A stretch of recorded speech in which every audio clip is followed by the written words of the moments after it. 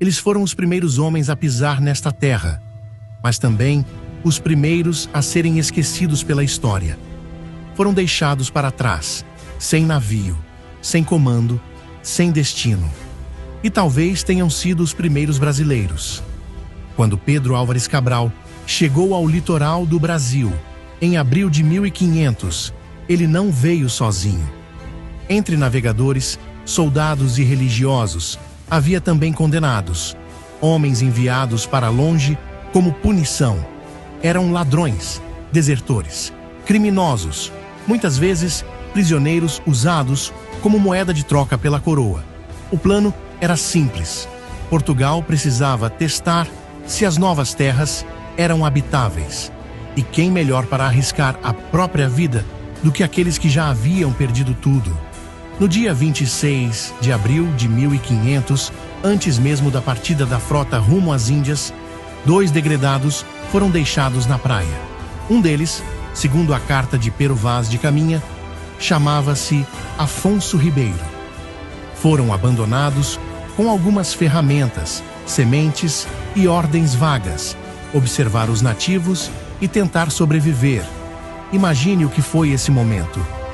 Os navios zarpando lentamente no horizonte e 2 homens, observando as velas, desaparecerem, sabendo que jamais voltariam para casa. O silêncio do mar se misturava ao som distante dos tambores indígenas. E naquele instante, o destino de 2 exilados se confundia com o nascimento de um país. A princípio, os indígenas os receberam com curiosidade. Não havia guerra, apenas espanto e fascínio. Esses degredados, forçados ao isolamento, se tornaram os primeiros europeus a viver entre povos nativos e talvez os primeiros a compreender a língua, os costumes e a floresta.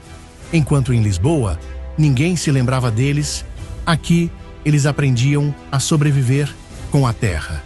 Pescavam, caçavam e possivelmente formaram famílias com os indígenas. A colônia começou com degredados, homens expulsos de um mundo que não os queria.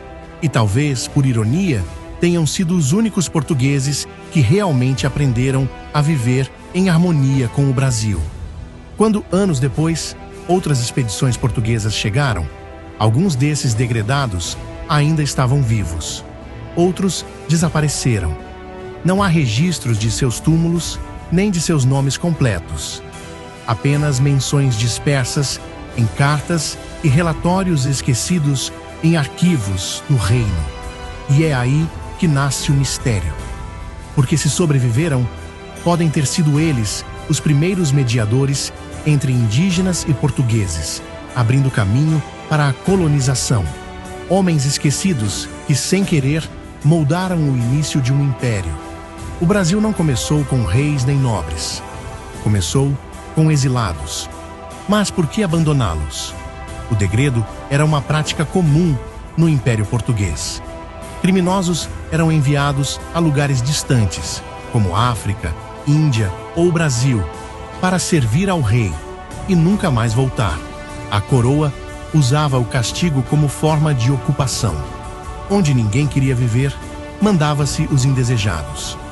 Era a colonização através do exílio. Esses homens foram o primeiro experimento português no Brasil.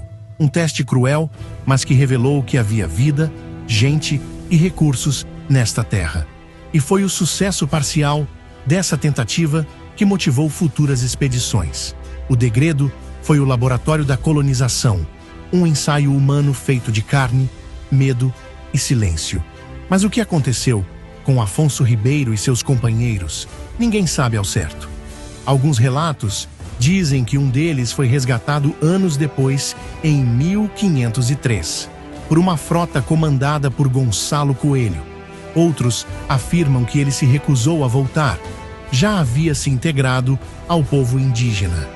Teria se tornado parte da terra, parte do Brasil que nascia. Talvez tenha aprendido a língua dos nativos. Talvez tenha tido filhos. Talvez o seu sangue ainda corra nas veias de alguém.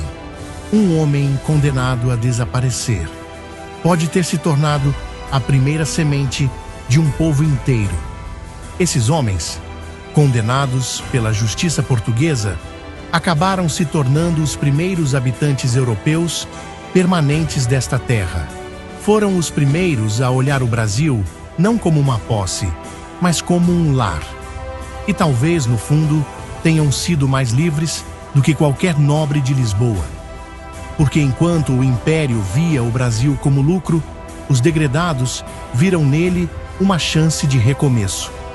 Eles foram o erro que deu certo. A prova viva de que até o castigo pode criar uma nova história. O Brasil não nasceu de glória, mas de esquecimento.